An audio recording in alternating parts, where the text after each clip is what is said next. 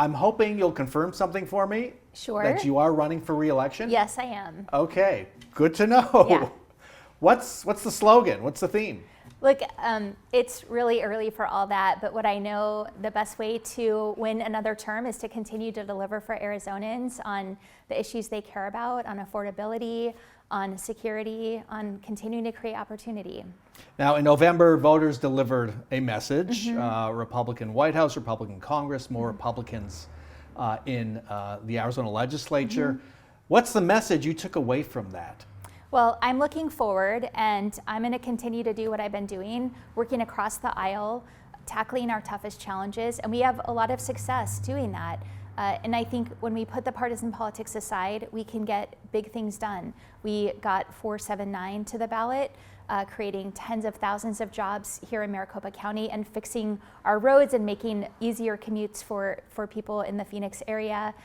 We repealed the 1864 abortion ban. We've delivered on border security, and there's more of that to come. But surely you have to take away a message when there's just such a broad-based defeat, when clearly voters were saying they weren't buying what Democrats were selling. And so how does that play out into how you're going to do your job in the coming 12 months? Well, continuing to look forward, you know, our voters tend to split their ticket.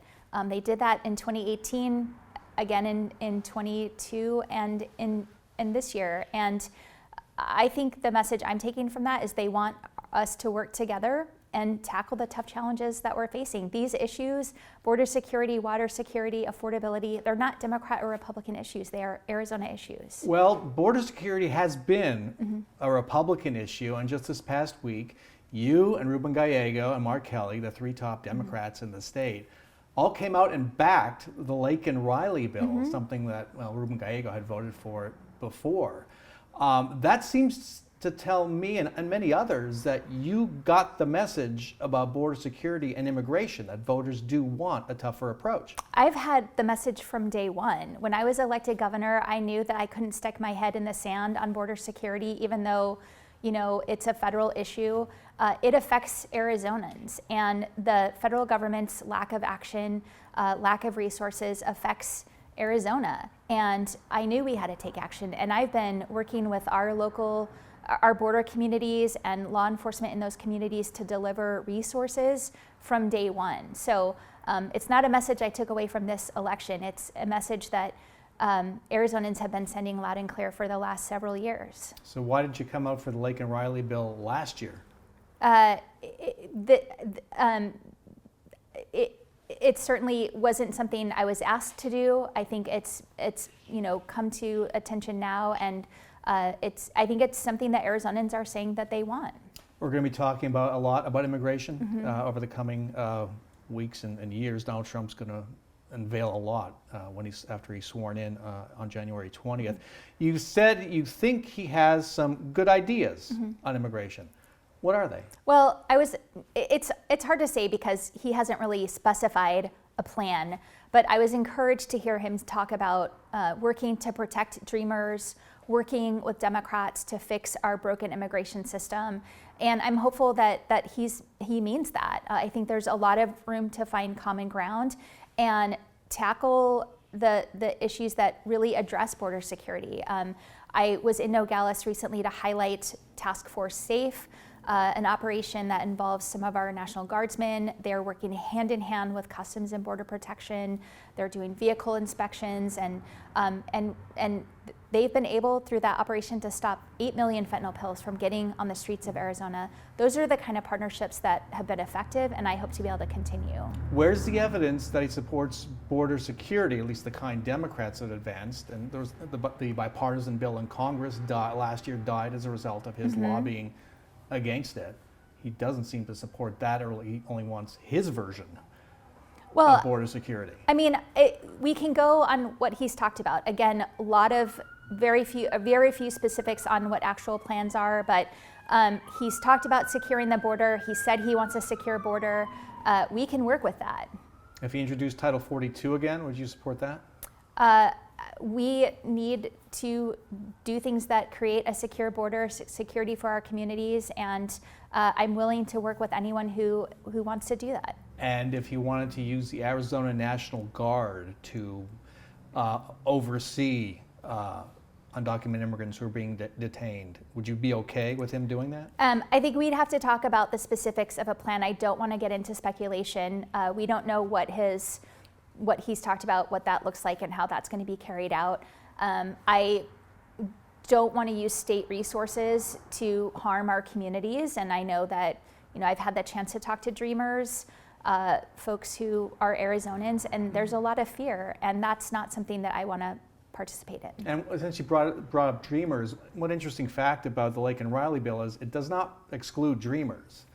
You understand that. They're covered by that bill as just like any other undocumented immigrant. Right. I think that Arizonans don't want violent criminals on our streets, and that's really the crux of what the Lake and Riley Act addresses. Well, but it goes down to shoplifters. Are they violent criminals? I mean, Arizonans want us to address crime in our communities. Voters here in Arizona overwhelmingly approved Proposition 314. It allows local law enforcement to arrest border crossers. I hope you'll clarify, I think of some confusion. Is Prop 314, as you understand it, enforceable right now? Not those criminal provisions until the Supreme Court decides the Texas law. And so the Senate Republicans put out their kind of wish list, what they want for the session ahead, and they want money to support Prop 314 and other resources to support Prop 314. Would you say no? You will not see that in my executive budget that comes out next Friday. Okay, so you're not going to provide any money. Sheriffs have already asked as well. Arizona sheriffs have asked for money. You're not ready to provide any money to enforce a law that's not enforceable. A law that's not enforceable, yes. That's the crux right there. Let's talk about governing over the next 2 years of even more divided government. You're seeking re-election. Congratulations, you hold the all-time record for vetoes. You proud of that? Look, I knew that I would need to be a backstop against extreme overreach from the legislature. I'm happy to be able to do that, but I'm also really proud of the record of accomplishment. Since I took office, we've created nearly 200,000 jobs. We've taken significant action on border security. We talked about that already. We have taken significant action on securing our water future, more action than a lot of my predecessors combined, possibly even since the Groundwater Management Act in the 80s. And we repealed the 1864 abortion ban, helping to secure Arizonans' freedoms.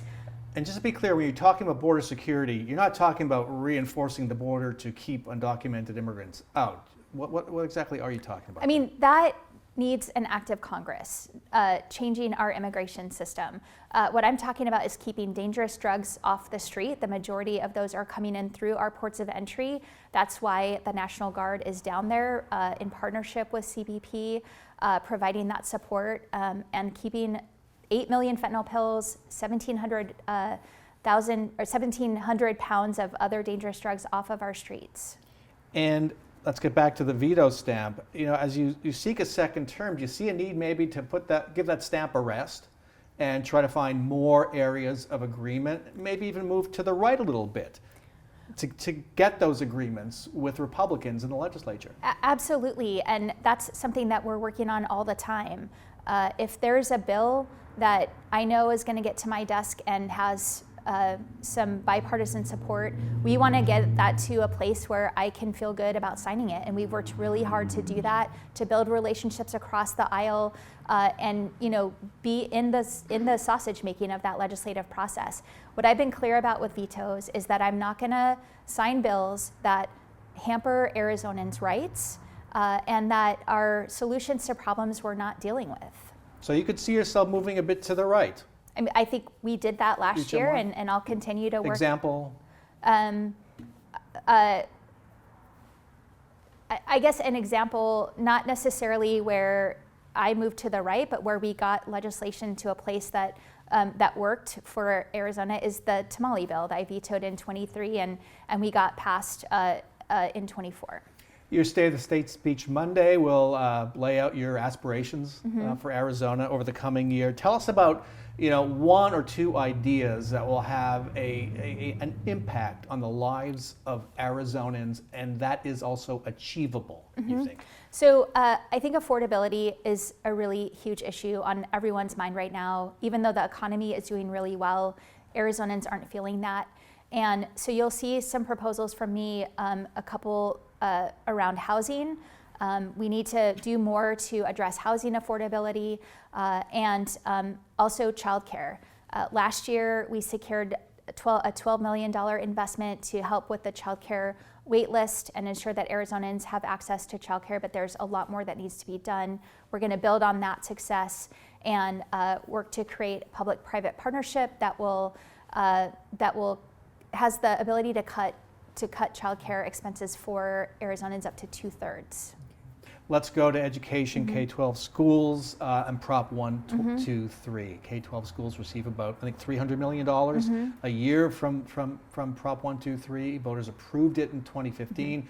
It expires in June. Yep. It needs to be renewed by Yes. voters. So that's not much time, 5 months or so, to get this in front of voters and get the legislature to put it in front of voters. What's the plan?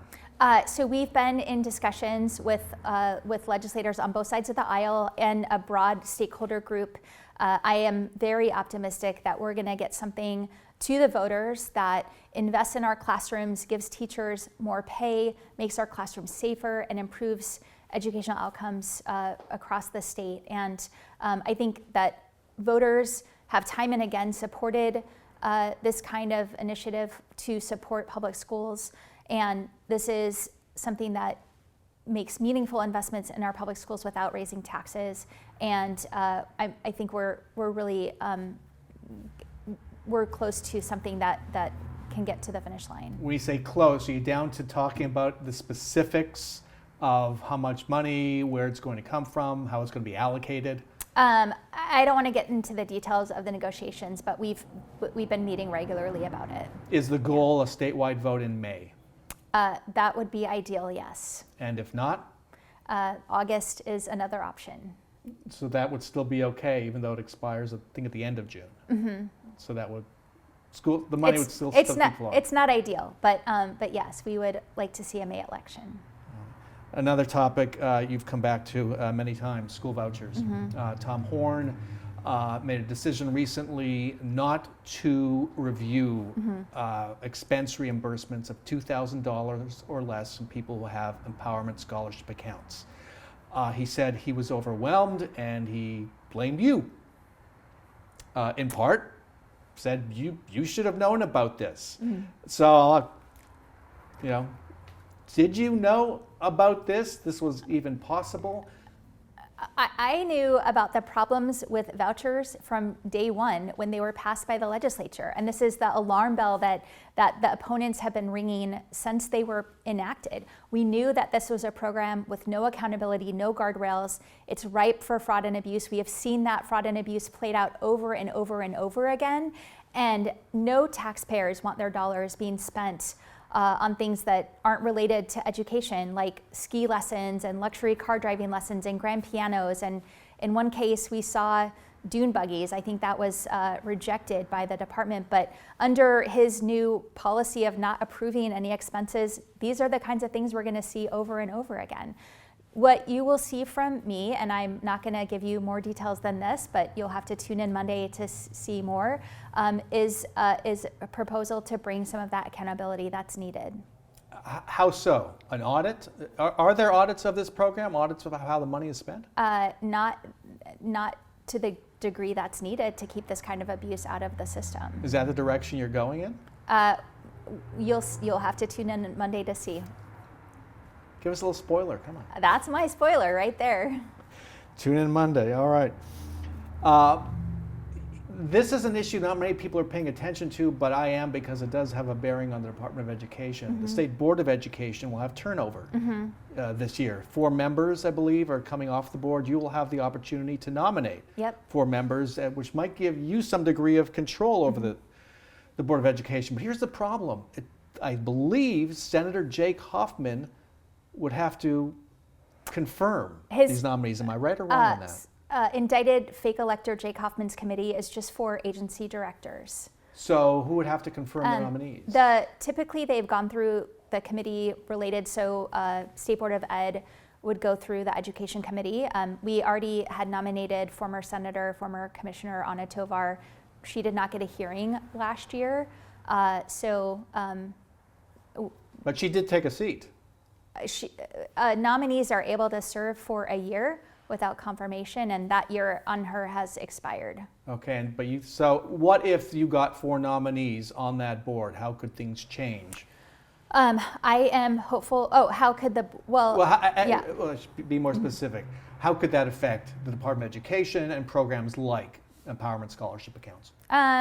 I mean, the Board of Ed doesn't have a lot of say over the ESAs, but they do on other areas like curriculum and things like that. And so, yeah, I'm looking to get nominees who support my agenda around that. They've reviewed the whole rule book, right? Yeah. So they do have some clout there. Yeah. Oh, yeah. Yeah.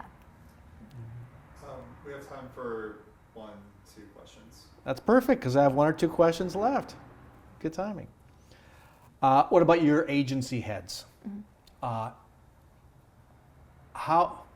difficult is it to run an agency when the governor can't say, yes, this person's going to be there for the next 2 years? Well, look, I think that it's unfortunate that Arizonans are being held hostage by one member, indicted fake elector Jake Hoffman's agenda, and we filed we took action last year that provoked a lawsuit, and through that lawsuit, I think we came to a good agreement with the Senate President, and I'm looking forward to fair confirmation hearings for our agency directors. I think most Arizonans probably don't understand all the work of the state agencies, but they carry out the work of state government. And we're talking about agencies that protect our most vulnerable children, that serve our veterans, that support small businesses. And that's the work that's being held up when we can't get the leaders of those agencies confirmed.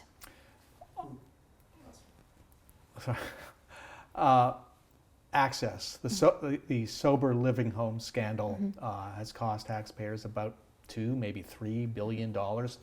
How confident are you that Access has got its arms around that and this won't happen again? I am very confident. When I got into office and we started realizing the scope of this problem, it was not a new issue. It's just not an issue that previous leaders had taken the kind of action we took to stop it, because these bad actors just kept popping up again. And so we took administrative action that closed the loopholes that keep them from continuing to pop up again. And that's really critical. And taking action that's supporting the victims of this scandal. I think having the kind of oversight that's needed takes a lot more work than just dealing with the problems as one-offs. But that's, I think, what Arizonans elect me to do, is to address our toughest challenges, and this was one of them, and I'm proud of the action we took.